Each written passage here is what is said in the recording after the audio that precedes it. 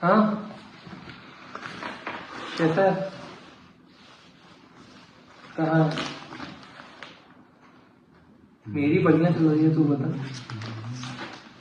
पढ़ाई भाई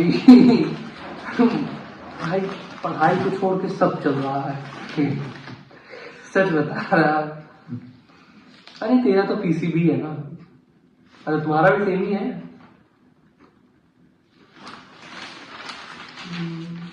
फोन क्या किया ये बताओ।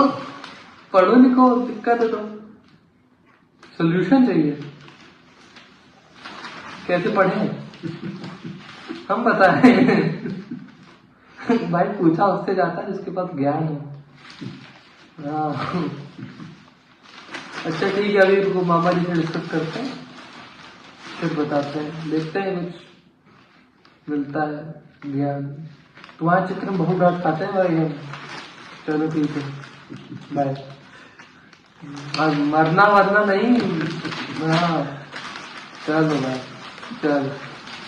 जैसे दोस्त, जैसे तुम वैसे तुम्हारे दोस्त हैं। मेरे दोस्त बढ़िया है हमारे। एक बात तैयारी कर रहा हूँ है, वो भी तैयारी कर रहा। किस चीज की? नीट। बढ़िया है, देख लो सब लोग तैयारी कर रहे हैं, तुम ही नहीं कर रहे हो। अरे सोल्यूशन चाहिए यार, उसको भी सोल्यूशन चाहिए। सोल्यूशन किस चीज का? सोल्यूशन इस चीज को कि पढ़े कैसे, क्या पढ़े और कैसे पढ़े। बहुत आसान होता है। क्या? गुरुजी को नहीं देखा, किताब उठाओ यूं पढ़ो। यार ये आंसर तो कोई एक्सपेक्ट नहीं करेगा। सीरियसली सॉल्यूशन चाहिए। रियलाइजेशन हुआ है तो चाहिए। बड़ी जल्दी हो गया रियलाइजेशन। कौन सा महीना चल रहा? जनवरी। हाँ मुसक्की के साथ जनवरी। कितने दिन बचे? जनवरी में हाँ 10 दिन। 10 दिन भी नहीं बचे। 9 दिन। एग्जाम होंगे लगभग मार्च में, और जेई या नीट के एग्जाम होंगे वो नेक्स्ट ईयर होंगे। नेक्स्ट ईयर लगभग dot next year 365 days may be. बाकी बोर्ड्स भी तो हैं 12th के। कैसे होगा? अब गलती हो गई, लेवल नहीं ध्यान दिया तो क्या करें। डर लगा। मोबाइल चाहिए, इसको दूर कर दो। अब तो ऑनलाइन क्लासेस कैसे करेंगे? अच्छा मम्मी की क्या चीज बुरी लगती है? डांटना। डांटना? ये कहना बुरा लगता है मम्मी का या पापा का, किसी का? पढ़ाई कर लो बेटा। क्यों? कोई कहता है तो मतलब अच्छा नहीं लगता है। बस यही छोड़ो। किसी के कहने सुनने का प्रभाव अपने ऊपर गलत मत आने दो, तैयारी हो जाएगी। मतलब थोड़ा इलैबोरेट कीजिए। कोई कह रहा है, मम्मी कह रही पढ़ लो, वो अभी सी बात है, जनवरी चल रहा है, अभी नहीं कहेंगी। ठीक है, भाई बहन नहीं कहेंगे अभी। जनवरी आपने पूरी लगभग एक तरह खत्म कर दी, पूरा साल खत्म कर दिया। अब आप डिस्ट्रॉय करने की कगार पे आ गए हो कि इसी धंधे में अगर आप चल रहे हो तो जाहिर सी बात है 12th भी आपका इसी उसमें लेयर में चलेगा। तो अब भी अगर आप लोगों की बातों का बुरा मान रहे हो, इवन पड़ोसी भी कई बार कहेंगे बेटा मोबाइल मत यूज करना, तो ये सोचो कि जो भी वो कह रहे हैं ना, वो उस एज से निकले हैं और वो उसके फायदे नुकसान के बारे में जानते हैं। मम्मी कह रही है अगर, या हम कह रहे हैं, मामा भी कह रहे हैं, तो ये मान लो कि कहीं ना कहीं तुम्हारे बारे में अच्छा सोच रहे हैं। ठीक है, और ये हम लोग जो कह सकते हो कि हम लोग को थोड़ी सी दिव्य दृष्टि होती है, दूरगामी परिणाम जानते हैं कि क्या होगा। पॉइंट मैं समझ रहा हूं जो कहना चाह रहे हो, पॉइंट ये है कि अब क्या करें। नहीं ये ना पॉइंट, हाँ मतलब लिखी है। पॉइंट मेरा ये है कि जो होना था हो गया। 2 दिन पहले तो जा नहीं सकते, 2 दिन बाद नहीं जा सकते। तो पॉइंट मेरा ये है कि अब क्या करें। और आई एम श्योर कि मेरे कई सारे व्यूअर्स का यही क्वेश्चन वो भी हंस रहे होंगे मेरी तरह। क्योंकि कई सारे पेरेंट्स देख रहे होंगे ना, तो वो भी हंस रहे होंगे कि हाँ बच्चे को बड़ी जल्दी अकल आई है। और कई बच्चे खुश हो रहे होंगे, वो कह रहे होंगे मामा देखो मैं अकेला नहीं हूँ, मेरे साथ एक और है, और उसका दोस्त भी जिससे फोन पे बात कर रहा है। तो फिलहाल जो सबसे जरूरी चीज है वो ये है कि ठीक है 11th का काफी टाइम चला गया, अभी भी अगर देखा जाए तो 1.5 महीने हैं। पढ़ाई 2 महीने about। हाँ नियर अबाउट 2 महीने, 1.5 महीने मान के चलो, अभी भी 2 महीने ज्यादा लेके चलोगे तो दिक्कत होगी, तो 1.5 महीने मान के चलो आप। और ये है कि काम करने के 2 तरीके हैं, ठीक है। अगर आपको समय दिया जाता है कि 10 दिन में काम करना है, तो एक आपका रवैया ये होता है कि रोज हम थोड़ा थोड़ा करेंगे। एक ये होता है कि कर लेंगे, थोड़ा ही काम तो है, मेहनत ज्यादा बड़ी नहीं होती है, काम बहुत बड़ा नहीं होता है, लेकिन काम बड़ा तब बन जाता है जब उसको कल के लिए टाल देते हैं। आज अगर मन में विचार आया, ये टेंशन आया, तो उसको पॉजिटिव वे में लेके कि चलो आज ही हम जग गए, आज ही से आप शुरू कर लो, आज ही से किताब उठाओ और आज ही से पढ़ाई करनी शुरू करो, ठीक है। अब क्या 0 से करें?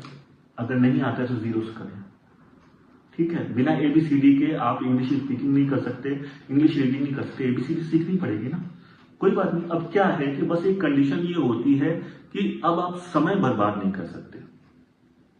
अब अगर आप ABCD पढ़ रहे हैं तो आप कोशिश करिए कि मैक्सिमम टाइम आप पढ़ाई में ही बिताइए, ठीक है, ताकि आपके जो 11th बचा हुआ है पहले तो ये समझिए। क्या 11 में सारे चैप्टर्स करें, कुछ की चैप्टर्स को बना के उनको करें? पैरेलल पढ़िए, जो टाइम टेबल बनाओ उसमें यह है कि हर सब्जेक्ट को आप टाइम दो। उसमें क्या है कि हर बच्चा ये जानता है कि मेरी क्या चीज स्ट्रांग है, मेरी क्या चीज कमजोरी है। फॉर एग्जाम्पल केमिस्ट्री में मान लेते हैं केमिस्ट्री में 11th में 10 चैप्टर्स हैं, टाइम बचा है कम, बिल्कुल। तो क्या हम ऐसे नहीं कर सकते कि हम केमिस्ट्री के 5 चैप्टर्स पढ़ें, मैथ्स के 5 चैप्टर्स पढ़ें और फिर इसके 5 चैप्टर्स पढ़ें? ये सोचना बिना किताब को देखे बहुत ही बड़ी बेवकूफी होगी, बताऊं मैं, जैसे मैं कह रहा था कि 0 से करें?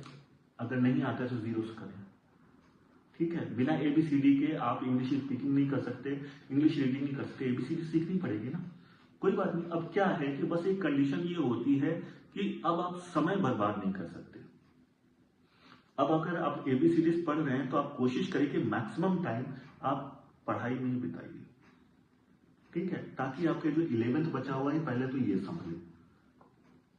क्या 11 में सारे चैप्टर्स करें, कुछ की चैप्टर्स को बना के उनको करें?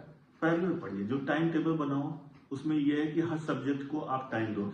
उसमें क्या है कि हर बच्चा ये जानता है कि मेरी क्या चीज स्ट्रांग है, मेरी क्या चीज कमजोरी है। फॉर एग्जाम्पल केमिस्ट्री में मान लेते हैं केमिस्ट्री में 11th में 10 चैप्टर्स हैं, टाइम बचा है कम, बिल्कुल। तो क्या हम ऐसे नहीं कर सकते कि हम केमिस्ट्री के 5 चैप्टर्स पढ़ें, मैथ्स के 5 चैप्टर्स पढ़ें और फिर इसके 5 चैप्टर्स पढ़ें? ये सोचना बिना किताब को देखे बहुत ही बड़ी बेवकूफी होगी, बताऊं मैं, जैसे मैं कह रहा था कि हर बच्चे की अपनी एबिलिटी होती है, मजबूती होती है, कमजोरी होती है। सबसे पहले तो आप बुक्स खोलो, आप ये देखो कि कई बच्चों ने, पता है, अभी कुछ सब्जेक्ट की बुक्स तक नहीं खोली हुई, ठीक है। जैसे कि कई बच्चे, ठीक है, यूनिट टेस्ट वगैरह निपटाते चले आ रहे हैं, वो जैसे तैसे निपटा लिया उन्होंने, लेकिन अगर उनसे पूछा जाए कि इस चैप्टर में वाकई में क्या था, बुक्स तो रीड ही नहीं करी होंगी, क्वेश्चन आंसर रीड कर लिए, पास होने पर फिल इन द ब्लैंक्स वगैरह एक्सेट्रा पढ़ लिया, लेकिन उन्हें पढ़ा नहीं होगा, लेकिन कोई बात नहीं, ठीक है। मैंने कहा ना पॉजिटिव रहने की जरूरत है, तो उसमें यह है कि आप टाइम टेबल बनाओ। टाइम टेबल जब हम स्कूल जाते हैं तो स्कूल में क्या होता है, टाइम टेबल होता है, ये नहीं होता है कि ऐसा ये चैप्टर नहीं पढ़ेंगे, ये सब्जेक्ट नहीं पढ़ेंगे, हर सब्जेक्ट के लिए आप टाइम टेबल बनाओ। उसमें एनालाइज ये करो कि आपकी कमजोरी क्या है और आपकी मजबूती क्या है। सपोज कर लो कि किसी बच्चे की मैथ्स बहुत अच्छी होगी, तो जाहिर सी बात है उसमें थोड़ा कम टाइम देके फिजिक्स में ज्यादा समय दे दिया उसने, या किसी की फिजिक्स अच्छी है, मैथ्स कमजोर है, तो फिजिक्स में थोड़ा कम समय देके मैथ्स को ज्यादा टाइम दे दिया। मतलब ये है कि आप टाइम टेबल ऐसा बनाइए जिसमें आपकी मजबूती कमजोरी को ध्यान में रख के आपने बनाया हो कि मुझे ये सब्जेक्ट मेरा कमजोर है, इसमें ABCD से पढ़ना पड़ेगा, तो इसमें मुझे ज्यादा समय चाहिए होगा, उसमें थोड़ा ज्यादा समय दे दो। बाकी इंग्लिश वगैरह जो कि शायद आजकल के बच्चों को मजबूर होती, उसमें थोड़ा कम करके एडजस्ट करके शुरुआत से करना शुरू करो। आप ये करो कि एग्जाम से लगभग 10 दिन पहले तक जितनी पढ़ाई कर सकते हो कर लो। अब ये तो नहीं कहेंगे, हमेशा ये कहा था कि 1 महीने पहले पढ़ाई आप रिवीजन करो, रिवीजन का ज्यादा टाइम नहीं बचेगा, लेकिन हाँ फिर भी ये है कि एग्जाम से 10 दिन या मैक्स 15 दिन भी आप ले लो, कि 15 दिन पहले तक जितने चैप्टर हो जाए सब पैरेलल आप चलाओ। आप ये ना करो कि आपने सिर्फ एक सब्जेक्ट पढ़ा, आप सबको पढ़ो, ठीक है, ताकि आपका 11th निकल पाए। तो उसमें यह है कि आप साथ में टाइम टेबल बना के आप 10-15 दिन का टारगेट ले लो कि एग्जाम से 15 दिन पहले तक हम जितना हो पाएगा करेंगे, उसके बाद हम फिर रिवीजन करेंगे। रिवीजन बहुत जरूरी होता है, 2 चैप्टर भी पढ़ा होगा ना, उसका रिवीजन कर लोगे तो कुछ मार्क्स दे देगा। सब कुछ नहीं किया जा सकता कम समय में। कोशिश करिए, ऐसा नहीं, नथिंग इज इम्पॉसिबल, ये भी बात फैक्ट है, लेकिन पैरेलल लेके चलो, सबको साथ लेके चलो, तब हो पाएगा। और ये टारगेट रखो कि 10 या 15 दिन पहले हमसे जितना हो पाएगा उतना ही करेंगे, उसके बाद 10-15 दिन सिर्फ रिवीजन करते रहेंगे। कि अगर एक बच्चा है जिसका हम नॉर्मल मान लेते हैं, जो कि उठता है सुबह 6 सुबह 8 बजे, सोता है रात के 12 बजे, ठीक है, 8 घंटे की नींद लेता है, ठीक है, ठीक है, 16 घंटे उसको दिन मिल जाते हैं, ठीक है, दिन में।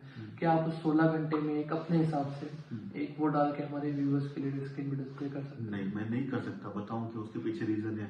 हर बच्चे की स्ट्रीम अलग होती है, कोई आप साइंस मान लो, आप साइंस मान लो, साइंस का पीसी तो सेम है, आप बी और एम में ऑब्लिक करके वो कर लो। जस्ट बिकॉज कई सारे बच्चे हैं जो मेरी एज के, मैं देखता हूँ, कोचिंग में देखता हूँ, स्कूल में देखता हूँ, सोसाइटी में देखता हूँ, डायरेक्शन नहीं है। यूट्यूब पे चीजें हैं पर वो इतनी फ्रेंडली नहीं है। एक टीचर आके चिल्ला के बोल के जा रहा है, ये करो, ये करो, ये करो, ये करो, पर क्या करो यार, वो प्रैक्टिकल चीजें नहीं बोलता है।